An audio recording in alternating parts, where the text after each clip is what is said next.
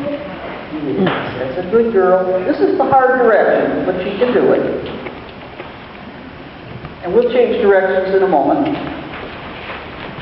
Ah, Lisa, that's nice. Like that feeling? And you could try some center and grows on the ups. Yeah, try it. Oh, you're doing sit up. That was good. Yes.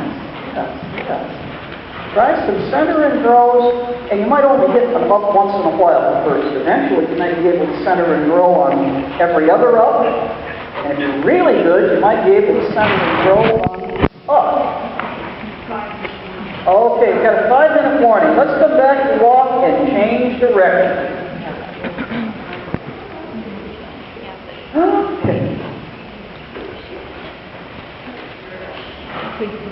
Yes. And you can continue the trot, walk, trot into canter. Now, trot, walk, trot uses the same muscles that the horse uses in canter. Every time he comes down from walk to trot, he must engage his rear end, bend his hocks, and sit on his springs. Every time he springs off those hocks, he has to push off the same way he does in each stride of the canter. And the balance in trot, walk, trot is pretty much the same as the balance in a good canter. Well, if you want to teach your horse a better canter, this is a really good exercise. Lots of trot, walk, trot. Okay. Trot, walk, trot is cheap canter practice. And it's also really good for riders, and I'll bet everybody's got a few students who have a great big skull and crossbones about canter. They're really worried about canter. They can do trot, walk, trot till the cows come home. And then if the horse offers a canter, it's usually a much better balanced canter to cart and a better canter. And we tell them only canter as long as it feels good. Whenever it doesn't feel good, back to front.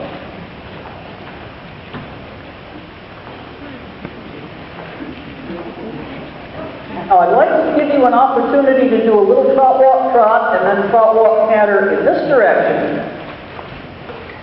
Remember to breathe. If you can breathe on each change, breathe when you change from trot to walk, breathe when you change from walk to trot, certainly breathe when you canter. That will help. That'll keep your seat down, and that'll engage your whole back and body.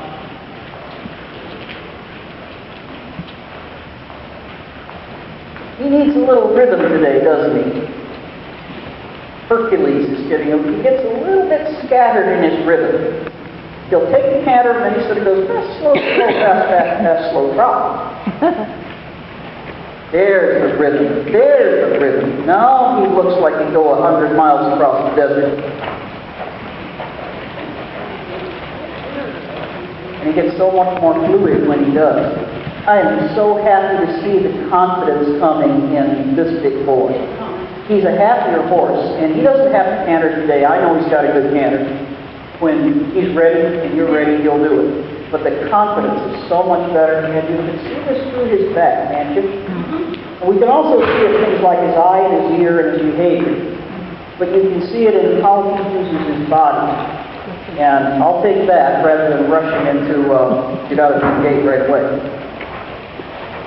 Now, when your horse has given you some good trot, walk, trots, and maybe one more canter, we would like to end up by offering them a chance to stretch down. Remember how we got the stretch? In the side leg, widen the circle wider. Inside leg on the up if you're posting the trot. And your arms turn to rubber bands. And if he will stretch his neck down to chest level, that's good. If he'll stretch it lower than his chest, if he'll go to his knees, if he'll put his nose to his toes, we're happy. Now, the stretch in the canter is amazingly good for horses, but it's the hardest stretch to get. So I'm going to say, get your horse to become the king or queen of stretching down and trot. And when they're really good at stretching out, oh, you look at Cricket's horse stretch down and she sends her flowers. Oh, great stretch. and great attitude. And look, she has two faces, right? And look at Hercules. Hercules actually did a little stretch down and canter. Look at that.